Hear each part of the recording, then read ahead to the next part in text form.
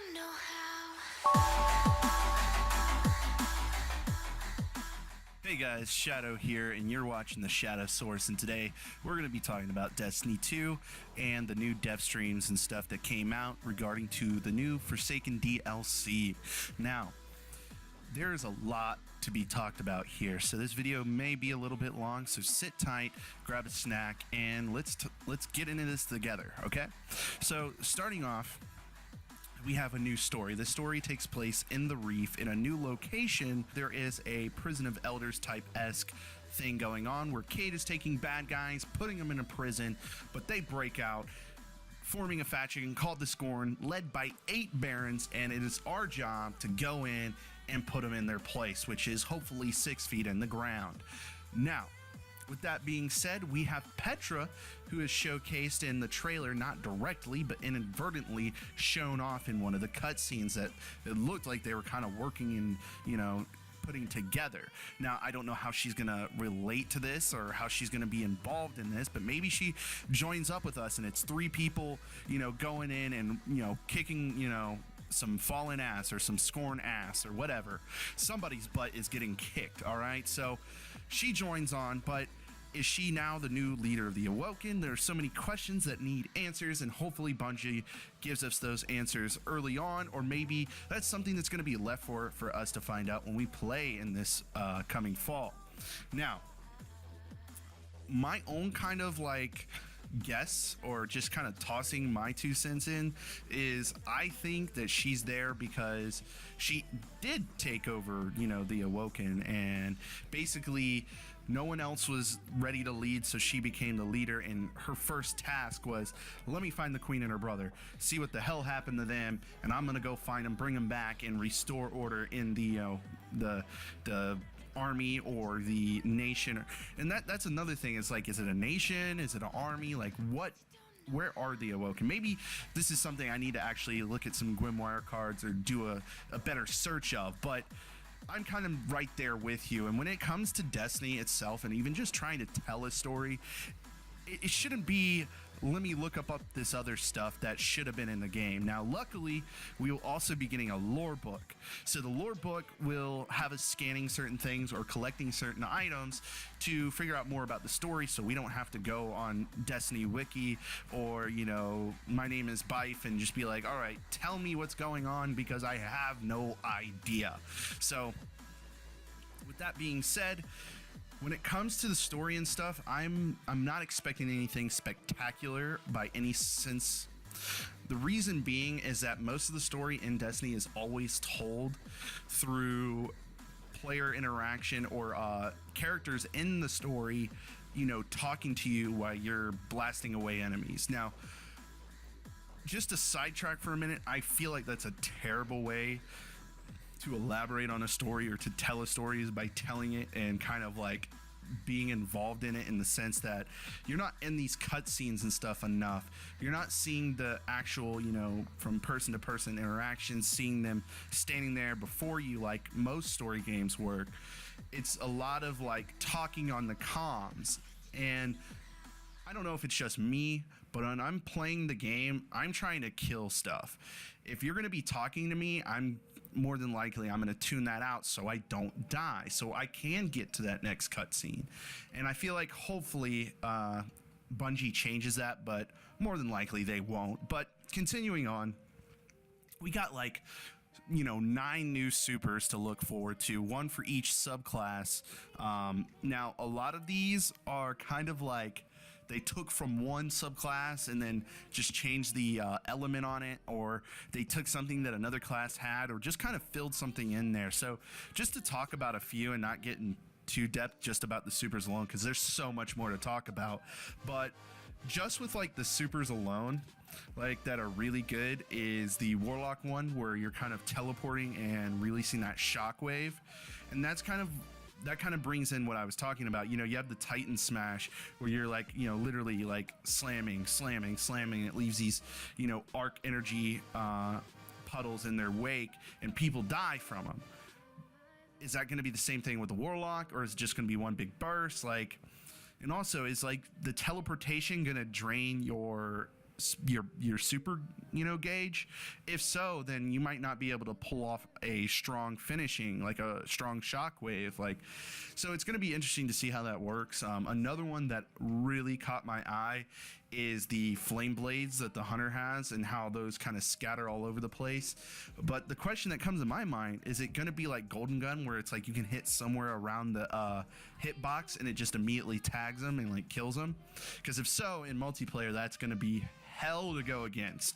I mean, imagine being in mayhem and then a hunter just literally jumps out into the middle, literally spins all those knives all around, and just everybody just starts dying. And it's almost like the special that Reaper has in Overwatch, where he literally, you just jump in the middle and you start shooting guns everywhere. It's very similar to that, so it's going to be interesting to see how that works.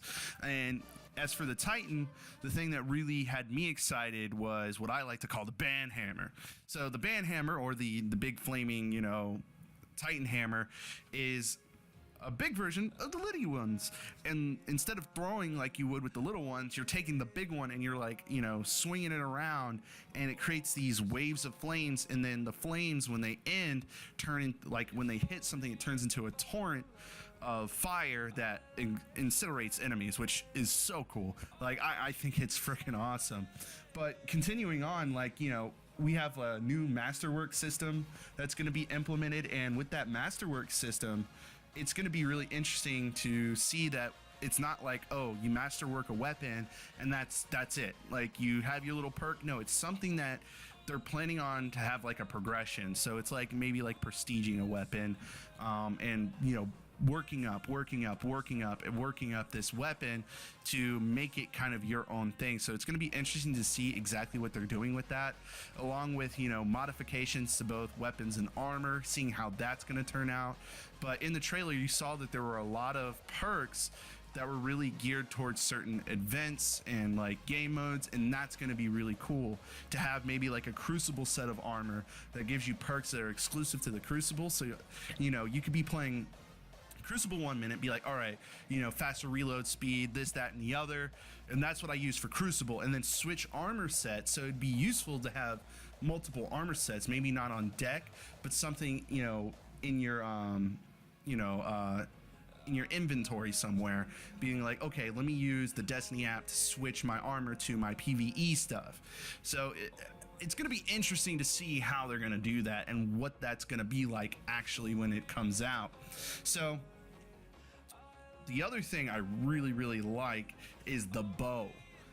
I saw the bow and I was like literally looking at my empty wallet, like if I had money to throw at this, I would be throwing all the money at this game right now, just because of the bow alone. Like, they could have had nothing. They're like, it's $40 if you want to use the bow, and I'd be like, well, people are gonna judge me, but I'm doing it. Like, I really want that bow. But with that being said, you have the ability to equip 3 bows or 3 shotguns or maybe even 3 rocket launchers. I don't know how they're going to actually handle that, because imagine, shooting 1 rocket launcher, switching to your secondary, shooting another rocket, and then switching to your heavy, and then shooting another one. So it's going to be interesting to be like, all right, there's got to be some way that they have to like nerf this. And what I feel like that's going to get the biggest impact is reload time, because if you can shoot off 3 rockets in that rapid succession, the only plausible thing is to make the reload time ridiculously long, in comparison to what we have now, because then it's like, okay, it does not seem viable to run 3 rocket launchers. So it's going to be interesting to see how they balance that. Hopefully they don't nerf the damage on rocket launchers or something stupid like that, because usually when it comes to balancing, Bungie likes to change the damage or the range, but not like reload time or anything like that, which, believe it or not, is very pivotal, especially when you're in those kind of clutch moments where you just need to reload fast so you can waste some people. Now, continuing on, let's just stop for a moment and just acknowledge the fact that on the roadmap we can mass delete shaders. About damn time. I mean, for the longest time, I'm like, why can't they just implement that? That seems like a really easy thing to just put into the game. Mass delete shaders, easy, right? But it took them almost the entirety of a year to implement that. Now, granted, I'm ticked off that it took so long, but I'm happy that it's actually gonna be here. Because if that wasn't on there, I would have raised hell over that, because that's just plain ridiculous that they wouldn't have done that. But luckily they did, so they don't have to worry about the wrath of Brave Shadow. Okay, that was really retarded. So I'm gonna continue on. Exotics. So you have stuff like the Twin Rabbit, where it shoots two different elements at the same time, and it tracks the enemies that you're firing at. So that's going to be really cool. What I think is actually going to happen sometimes is if there's a group of enemies, it will actually disperse. The two rockets will disperse and kill more people. Imagine that in PvP. You know, you shoot like a horde of enemies. Like, I know for a fact everybody's equipping that. Everybody's going to be running to heavy like they do now, and they're going to run towards that and just literally kill off the team. Like, if it's a whole team with these rockets and each person, you know, takes turns grabbing the heavy, it's game over at that point. So it's going to be really interesting to see how that's going to work. You know, a new exotic sword, as we saw in the trailer, as it has this kind of like beam that comes out and annihilates enemies. That's going to be freaking awesome to see.